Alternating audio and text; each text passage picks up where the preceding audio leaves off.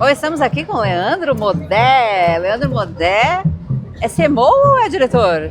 Diretor de comunicação e marca da Vale. E marca da O Vale. mercado me chama de CMO, pra mim é um pouco diferente, né? Eu, como você, sou jornalista, mas enfim, eu sou diretor de comunicação e marca. Então, quem não conhece o Leandro, ele é jornalista, a gente trabalhou junto no Estadão, inclusive, repórter, depois ele foi ser PR na FSB, ele atendia BTG praticamente, BTG, eu acho, que eu lembro de você dessa B3, época. Um monte de empresa grande. Depois ele foi para o Itaú, fez relações institucionais no Itaú, que já foi um pouco da mudança, né? E aí foi parar na Vale como diretor de marca. E aí me conta como é ser CMO. Pois é, ser CMO é um negócio completamente diferente para mim, né?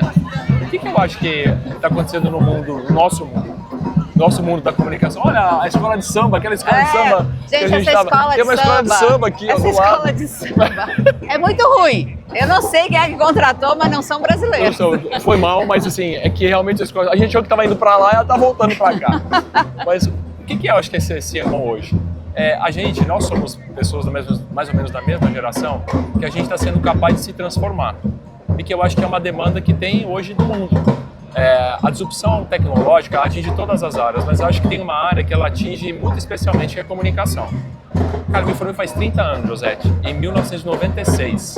Lá em 96, quando eu era jornalista, eu queria ser o jornalista que queria mudar o mundo por meio do jornalismo, eu queria ser o jornalista que queria trabalhar em jornal, tive ofertas para trabalhar em outros veículos, eu queria trabalhar em jornal, mas se você passa agora 3 décadas, que não é exatamente muito tempo, olha como está todo mundo transformado. E aí eu fui fazendo essa transformação. Primeiro saindo do jornalismo para ir para o PR, do PR para relações institucionais e agora com um chapéu mais amplo, né? Que é o CMO, que cuida de fato de marca, que cuida do chamado marketing, cuida de publicidade, cuida de rede social, cuida de PR também, cuida de uma série, cuida de tudo. Então é uma transformação. Ser o CMO, para mim, é a possibilidade que me deu na carreira de eu exercer aquilo que eu mais acredito hoje, que é você lidar com todas as ferramentas e todo esse ecossistema de comunicação. Que eu costumo dizer que as fronteiras da comunicação estão muito mais marcadas do que elas jamais foram. Então isso tem um pouco de mistura, o que é PR, o que é publicidade, o próprio jornalismo, que muitas vezes a linguagem jornalística está sendo usada por outros meios. Claro que tem alguns territórios que ainda são especificamente daquela linha de conhecimento. O publicitário vai fazer a propaganda, o jornalista vai fazer o jornal. Mas se você pensar de uma maneira geral e mais ampla de comunicação, está tudo muito junto e misturado. O que é o influenciador? O influenciador, ele é jornalista, ele é um artista, ele é um pouco de tudo. E eu acho que essa beleza, essa felicidade que eu tenho hoje de poder exercer uma posição de CEO, porque eu tenho todo esse ecossistema, esse painel de controle que eu posso ativar para alcançar os meus objetivos de acordo com aquilo que eu quiser. Agora, como é que foi chegar a primeira vez aqui em Cannes? Você veio o quê? 2024? 2024. Foi bem estranho. Por quê? Foi estranho. Porque eu assisti a entrevista que você fez com o Michel Alcoforado, que foi maravilhosa, e que me ajudou a entender um pouco de Cannes. Então, como é que foi meu primeiro Cannes? Primeiro, a Vale é uma empresa B2B. Então, assim, o meu orçamento de publicidade, meu orçamento de marca é um orçamento legal, porque a Vale é uma empresa grande, ela tem uma dimensão grande, mas não é um orçamento parecido com grandes empresas B2C. Então, isso já me coloca aí na régua do Michel Alcoforada, num lugar assim que eu não estou exatamente no fim da fila, porque eu sou um CMO e São hoje... quantos jantares por noite? Não, no meu caso, até agora, no máximo foram 2 jantares por noite. Mas você tá bem. Mas então. Foram 2, mas assim... Mas teve gente que tem Mas no 5, primeiro tá? eu não tive jantar, Não entendeu? teve jantar? No primeiro eu não tive jantar, porque eu vim aqui discretamente, quietinho, eu queria entender, eu queria aprender. Então eu lembro que teve uma palestra muito legal com o Elon Musk, o super polêmico, mas é legal você assistir o cara falando e um pouco da visão dele de criatividade, o que vai acontecer no futuro. Então a primeira vez eu me senti muito estranho no ninho. Não que eu não me sinta, eu ainda me sinto, mas é diferente. Hoje eu já sei que, por exemplo, eu fiquei num hotel que estava a meia hora daqui. É perrengue vir para cá de manhã, porque não tem Uber que tem é muito caro. Hoje eu já estou hospedado mais aqui perto, peguei um Airbnb que fica mais ou menos 1 quilômetro daqui, então eu posso vir andando. Aí você começa a entender um pouco de como funciona, mas para quem tem formação de jornalista, não sei como você se sente, você está me entrevistando, mas eu não sei como você se sente, mas para mim ainda é um universo bastante diferente daquilo que eu estou acostumado. Mas o que você vê assim que é muito diferente no comportamento, por exemplo, dos publicitários, dos criativos, que você acha assim, isso é muito diferente? Eu acho diferente, especialmente da gente que é jornalista. Então, a primeira coisa assim, o meu olhar crítico, eu mudei muito ao longo do tempo. Claro que eu não sou mais um jornalista, não exerço mais o jornalismo, mas eu acho que muito do espírito crítico da gente, ele permanece. Então, por exemplo, eu olho para isso, para Cannes, e que eu acho que tem muitas coisas legais, eu aprendo muito com eles. Eu nunca tive preconceito contra marqueteiro, ao contrário, eu tenho um mega respeito, porque é muito difícil você fazer coisas para convencer as pessoas a botarem a mão no bolso e comprar alguma coisa. Então tem um baita valor isso. Mas de outro lado, eu acho que às vezes me parece um universo muito próprio, uma bolha muito própria. Então aqui, por exemplo, parece que não tem guerra no mundo, parece que não está acontecendo nada de errado no mundo. Então é um negócio muito assim, um glamour muito extremo ainda na minha visão crítica, né? Eu participei de poucos lugares, poucas experiências aqui com conexão com uma realidade mesmo. Então, por exemplo, 2 anos atrás eu assisti um case muito legal de um jornal libanês que estava lutando contra, naquela época, um regime de ditadura no país, e um jornal que fez uma série de ações especiais para poder se posicionar contra aquela ditadura, e aquilo virou um case premiado em Cannes. Então aquilo conversou comigo, não só porque é jornalismo, mas conversou comigo porque é um pouco de toda trazer a realidade, essa criatividade, mas uma criatividade dentro de um contexto que o país estava vivendo naquele momento.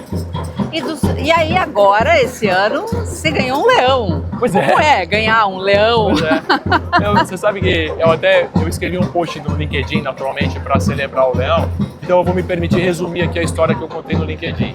No começo da minha carreira de jornalista, aquele garotão de 20 e poucos anos, que era meio cabeludinho, tinha cabelo preto e tal, eu tinha certo preconceito com o prêmio. Eu achava que o prêmio era uma coisa muito de ego, assim, e eu me lembro sempre de uma frase que o Fausto Macedo, que é um grande jornalista, referência, baita jornalista, ele costumava dizer que eu não sou cavalo para correr pelo prêmio do páreo.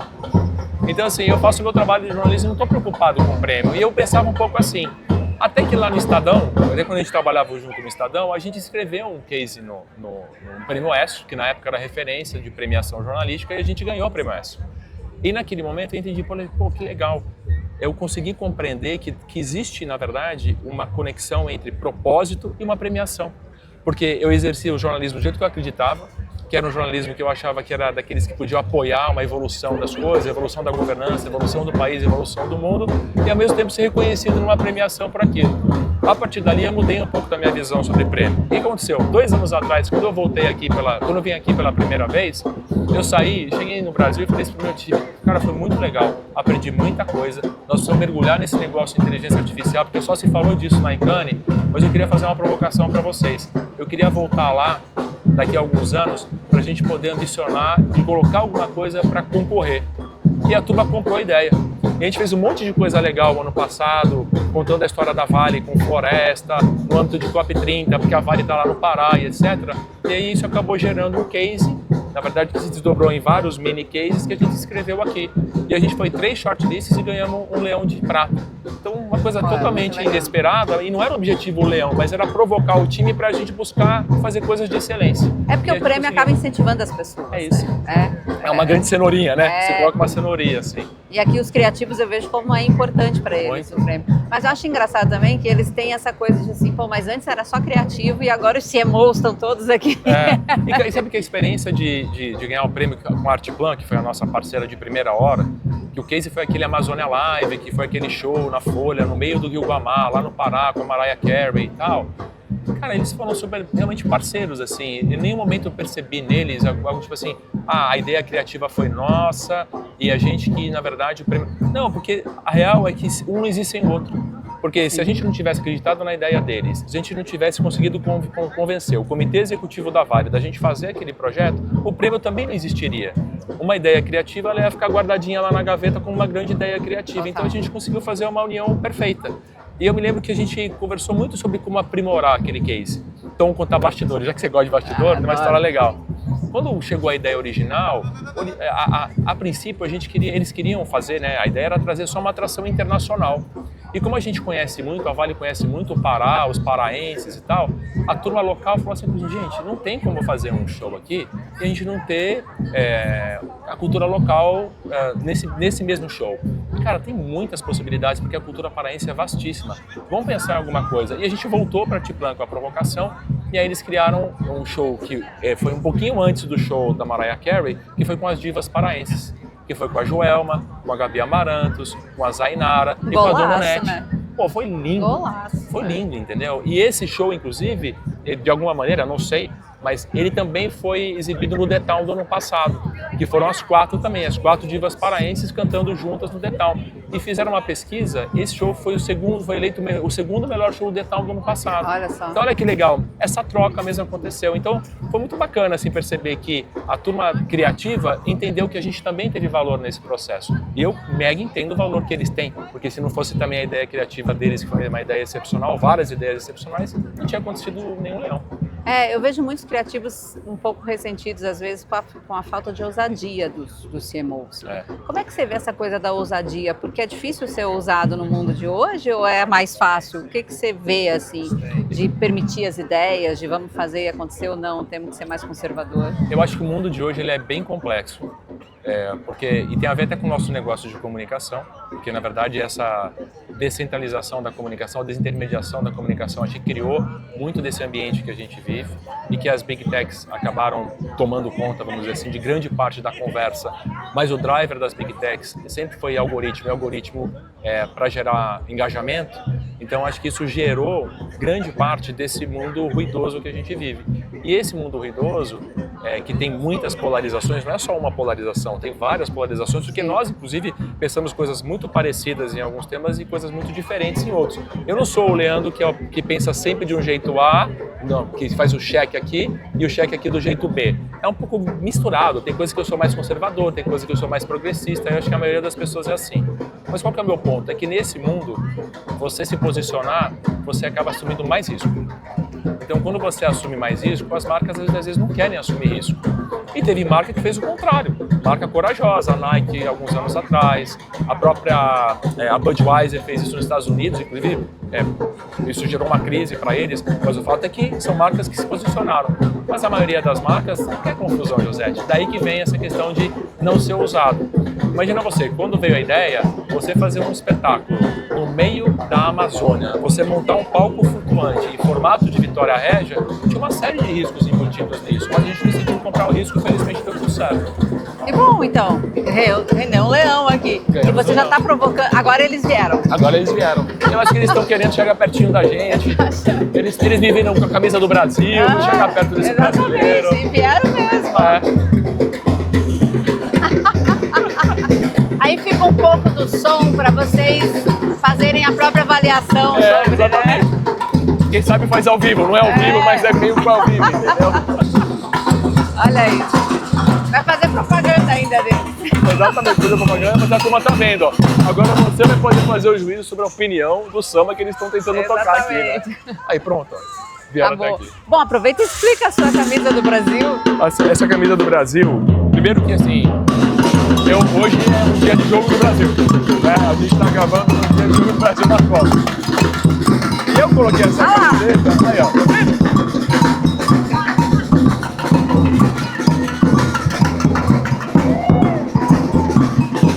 Isso é a Croazete também, né, Josete? Isso é a Croazete.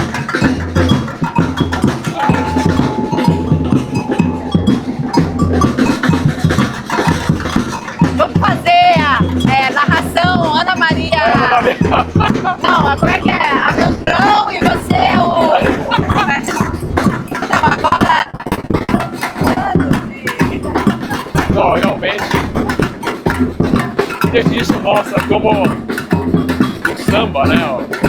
O samba ele tem poder, porque, olha só, acabou de apitar aqui, ó, meu repórter, ó, ambiente barulhento. Então assim, se você quer realmente fazer o barulho e chamar a atenção, é muito poderoso, né? A música brasileira ela é muito poderosa, né? E ela mexe com as pessoas.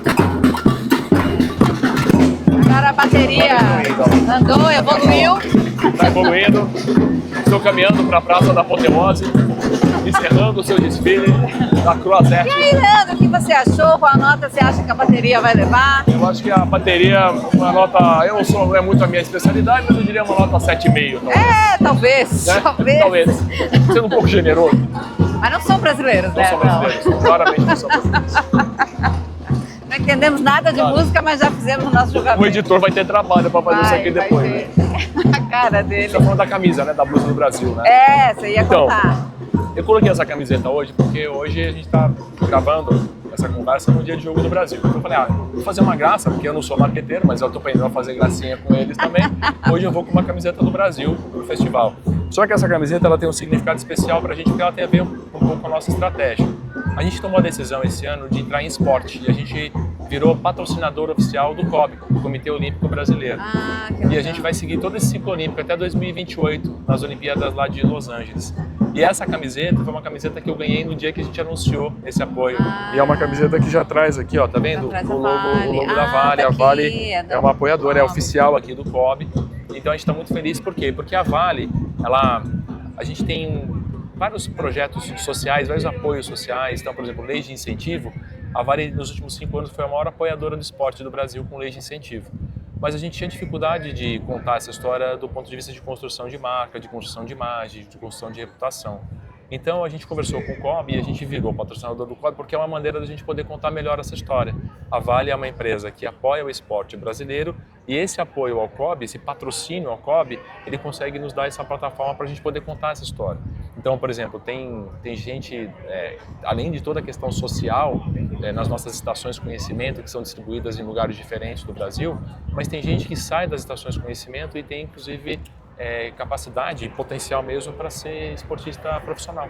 Tem um rapaz, por exemplo, que foi descoberto lá em Serra, no Espírito Santo, que hoje já é considerado um dos melhores brasileiros, tem 18 anos só, o garoto, e ele é um dos melhores brasileiros em marcha atlética. Então é por isso que eu estou com essa camiseta hoje. A gente ficou muito feliz com esse patrocínio. Agora, você chegou muito tempo depois que teve todos aqueles acidentes, né? Como é que é hoje lidar com todas essas questões? Porque esse é um passivo que não vai sumir nunca, né? Exatamente, assim, e eu até te agradeço por você trazer essa pergunta, porque quando você fala de Vale, a tragédia de Brumadinho, ela é recente, se a gente pensar. Ela aconteceu em janeiro de 2019.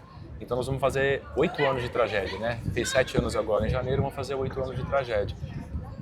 Para uma tragédia que teve 272 pessoas mortas, é muito pouco tempo. Então isso é algo que ainda acompanha a companhia. E a minha chegada, inclusive, tem a ver com uma necessidade que a Vale identificou de contar melhor para a sociedade todo esse processo de transformação que a companhia vem passando. Eu não digo que passou, porque ele é um processo que ele ainda é contínuo. A Vale de 2026 já é uma Vale muito diferente de 2019. A Vale de 2026 já tem os melhores padrões de segurança na indústria da mineração global. A Vale de 2026 é uma empresa super inovadora. A Vale de 2026 já conseguiu descaracterizar, como a gente chama tecnicamente, mas que o equivalente seria eliminar 19 das 30 barragens que ela se propôs a eliminar depois de Brumadinho. Ainda faltam 11 e esse projeto vai até 2035. Mas é uma companhia muito diferente. Então, quando me chamaram, eu falei assim, a gente precisa contar essa história para a sociedade. Por quê? Porque, embora a Vale seja uma empresa B2B, você pergunta, o que você está fazendo na Vale? Por que você está aqui? Por que é importante para vocês ganhar um leão? Porque eu acredito que qualquer empresa hoje, José, precisa de licença social para operar. E a gente está aqui para apoiar a Vale, para conquistar essa licença social para operar, que no nosso caso de Vale, ela se desdobra em licença real para operar.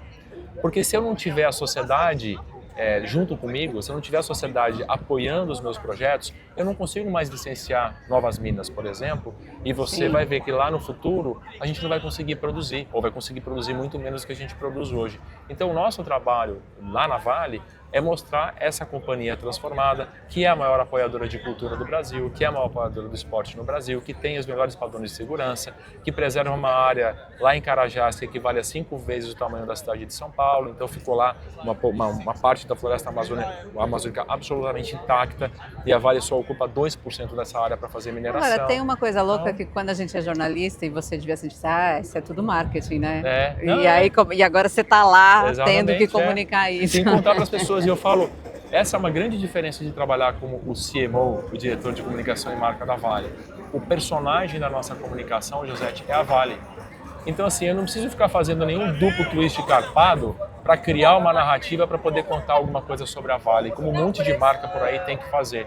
A minha comunicação é sobre a Vale, é contar sobre a Vale. E tem tanta coisa essa Vale transformada e renovada que eu preciso até tomar cuidado, e um dos trabalhos que a gente tem na área de comunicação é a gente definir quais são os territórios que a gente quer ocupar, com quais narrativas e com quais histórias. Porque tem tanta coisa que tem uma ansiedade geral lá dentro para contar tudo. Mas se você quer contar tudo, na verdade você não conta nada. Agora, vocês têm um duplo desafio, porque a Brumadinho foi a segunda, né? Foi a segunda. Teve a segunda. É. Então, como é que é para as pessoas entender que vocês estão fazendo, mas não vai acontecer de novo, já que já aconteceu a segunda? Exatamente isso. Por isso que tudo que a gente faz, eu falo, a gente precisa de trazer evidências. Então, por exemplo, o foco da nossa comunicação é dizer para que a gente serve, e que na verdade a mineração está em tudo, a mineração está aqui, está em todos os lugares, a mineração está no celular, a mineração está no cabo elétrico, a mineração está na descarbonização do mundo, a mineração está na transição energética do mundo. Mas eu não posso contar só isso.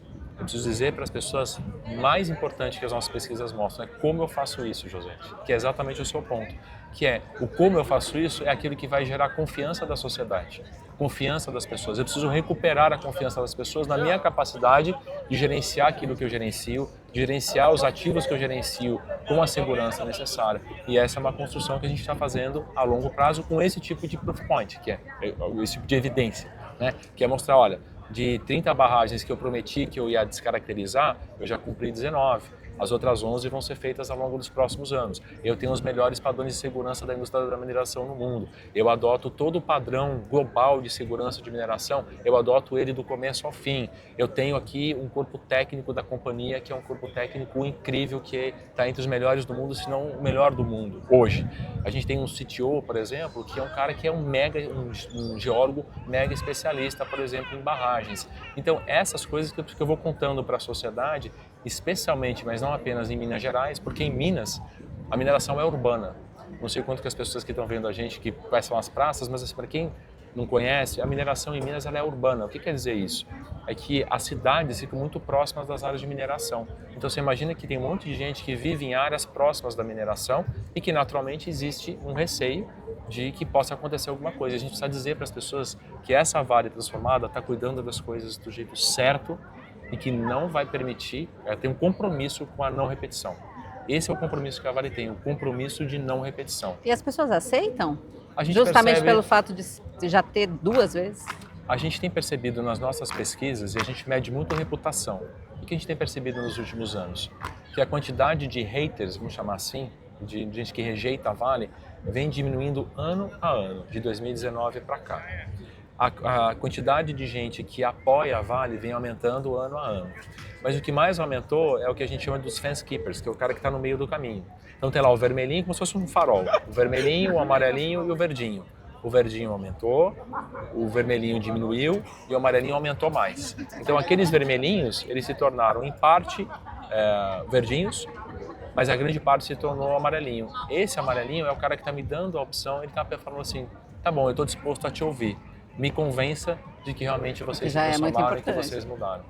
Bom, mas vamos falar dos jantares. 2 por noite. Me conta o glamour, o chiquê, porque eu não sou convidada para nenhum. Eu, na listinha lá do Michel Coforado, estou lá embaixo. Pô, mas o Michel Coforado me ensinou muito, porque também eu não tinha a menor ideia de que era isso. E com aquela visão de antropólogo dele, eu também falei, pô, eu não estou tão bem na fita assim. É isso que dá, você CMO de empresa B2B, que não tem dinheiro como empresa B2C, eu também não estou assim na primeira prateleira, tá?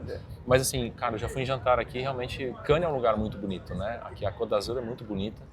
E eu já fui em alguns lugares realmente muito bonitos, assim, nunca tive nada, assim, nunca fiz passeio de helicóptero aqui, tem gente que faz, nunca saí para andar de iate. Aliás, cá entre nós, eu acho breguíssimo esses barcos que ficam aqui estacionados e as pessoas fazem festa no barco, eu acho brega.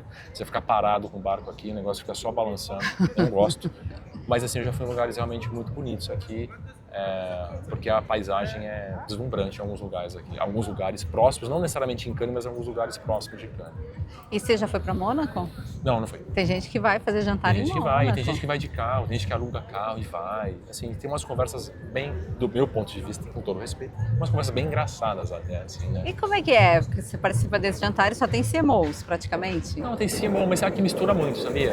Eu já percebi assim que tem muito CMO, tem gente de veículo, tem gente de Big Tech, tem gente que é de várias empresas, tem muito empreendedor aqui, então nos últimos anos, com toda tudo isso que a internet, rede social, tem muito empreendedor que lida com esse universo. Então, gente que é do digital, então cria uma empresa de monitoramento digital, o outro que cria de estratégia digital, o outro que cria para trabalhar influenciador digital. Então, eu já percebi que nos lugares que eu vou tem um pouco de mistura, assim, sabe? Não tem só, não tem só gente de publicidade mais, não tem só gente de agência de publicidade mais. Tem CMO, eu conheci um monte de outras empresas aqui, tem, claro, gente de agência, mas tem muito empreendedor e tem muita gente de veículo também. Eu conheço alguns veículos, inclusive tradicionais, que não costumavam vir para Cannes e que agora estão vindo para cá. Até agência de comunicação está vindo para cá. E que também não tinha. Na época eu trabalhei na FSB, que foi de 2013 até 2017. Foi, tá o Loures e o Diego aí pela primeira vez aqui. Então, ele não tinha. A gente até chegava a falar, pô, acho que era importante ir para lá e tal, mas não tinha. O que eu acho que vai comprovando na prática é o que eu estou dizendo, que é essas fronteiras da comunicação muito menos marcadas do que elas já foram. E acho que a vinda para cá, por exemplo, de agência de PR, acho que vai fortalecendo um pouco essa percepção do que eu estava te falando sobre essa coisa da bolha aqui. Eu ouço falar muito pouco de reputação aqui. E o meu negócio é fazer a gestão de reputação. E aqui eu não vi nenhum painel, eu não vi nenhum lugar as pessoas falando de reputação. Inclusive, eu acho que é um lugar que a gente pode até procurar trabalhar para ocupar. Sim. Porque se você não tiver reputação, simplesmente não consegue Não, operar. e a gente passou pelos fantasmas de Cannes, que ninguém quer falar, virou um fantasma. Sim. O fantasma de Cannes virou um fantasma. fantasma. Como é um fantasma ao quadrado, virou Cannes. Que foi um problema de reputação também, né? E Cannes, até eu estava tendo uma conversa com o Air Ray, não sei se você conhece, que é da BTC Havas, e ele falou que toda essa coisa que Cannes fez de obrigar o próprio CMO a assinar. Eu assinei os cases. Você tem que olhar tudo, as agências ficaram muito mais comprometidas, cases voltavam, as pessoas inscreviam, não, você não vai inscrever isso aqui não, desse jeito não, você tem que provar que de fato foi. Ele está cuidando da reputação, né? Exatamente. E aí, você sabe, essa história dos fantasmas, eu vou fazer uma analogia com a própria história da Vale, que a gente conversou agora há pouco. O que você percebe é que quando você tem uma crise reputacional, você precisa, depois, né, que passou aquilo, você precisa fazer tudo certo. Você não tem chance de errar, você não tem mais uma segunda chance. Então, o que a gente aprendeu na Vale? Que tudo que a gente faz tem que ter evidência. E isso valeu, inclusive, para nossas inscrições aqui. Então, por exemplo, tinha lá, no prêmio que a gente ganhou, tinha uma obrigação que a gente precisava exibir aquele trabalho publicamente. Pô, legal. A Vale, então, a gente tem parceria com alguns museus, né? E a gente conversou com um dos museus lá do Rio, que foi o Museu de Arte do Rio, o MAR. A gente conversou com a direção e falou, a gente queria fazer uma exposição sobre a Amazônia, e nessa exposição sobre a Amazônia a gente queria exibir o livro. A gente fez. Tanto que o meu post do LinkedIn que fala do prêmio, a foto que eu ilustrei é uma foto da minha mulher e do meu filho pequenininho lá folheando o livro.